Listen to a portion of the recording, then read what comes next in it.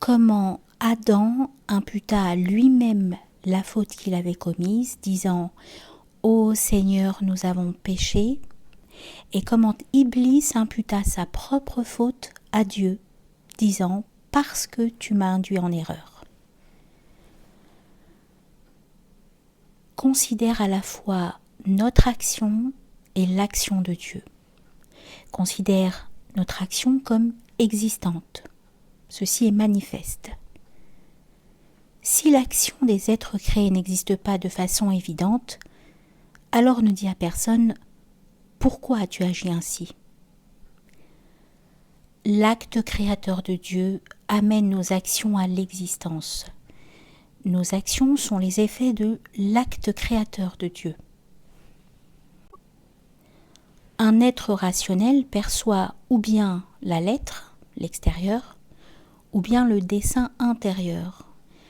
Comment comprendrait-il ces deux accidents d'un seul coup ? S'il se tourne vers l'esprit, il devient inconscient de la lettre. Aucun œil ne voit en arrière et en avant au même moment. Au moment où tu regardes en avant, comment peux-tu en même temps regarder en arrière ? Reconnais-le. Étant donné que l'âme ne peut embrasser la lettre et l'esprit, comment l'âme serait-elle le créateur de tous les deux ?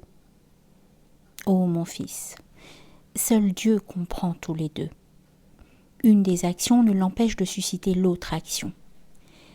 Satan dit « À cause de l'aberration que tu as mise en moi », le démon vil cacha sa propre action. Adam dit « Nous sommes lésés nous-mêmes ». Il n'était pas comme nous inattentif à l'action de Dieu.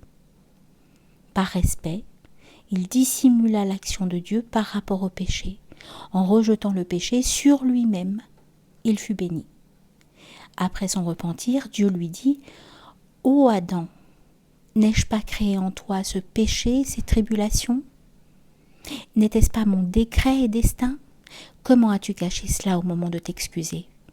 Adam dit « J'étais effrayé, aussi n'ai-je pas renoncé au respect. » Dieu dit « Moi aussi, je l'ai observé à ton égard. »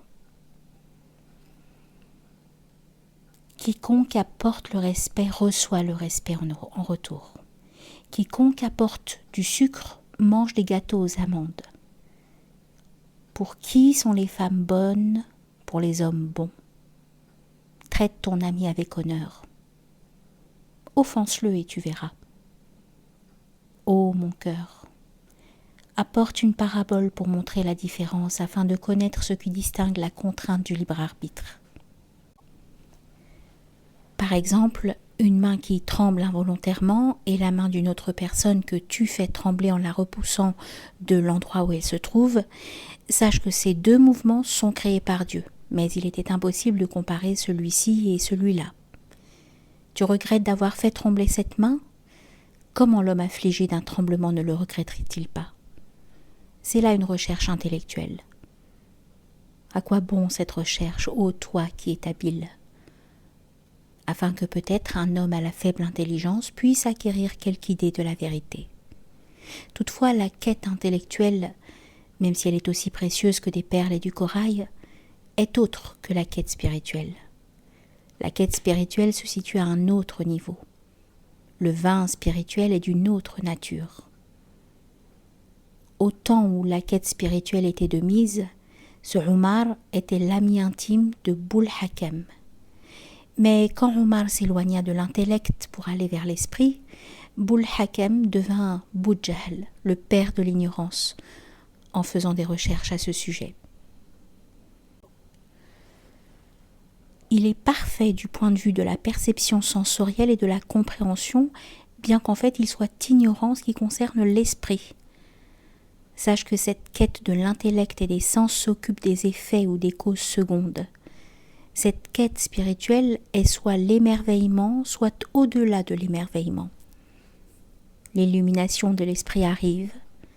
Il ne demeure alors au toi qui recherche l'illumination, de conclusion de prémisse ou ce qui apporte une contradiction ou ce qui rend son acceptation nécessaire. Car le voyant sur lequel se répand la lumière de Dieu est totalement indépendant de la preuve logique qui ressemble à la canne d'un aveugle.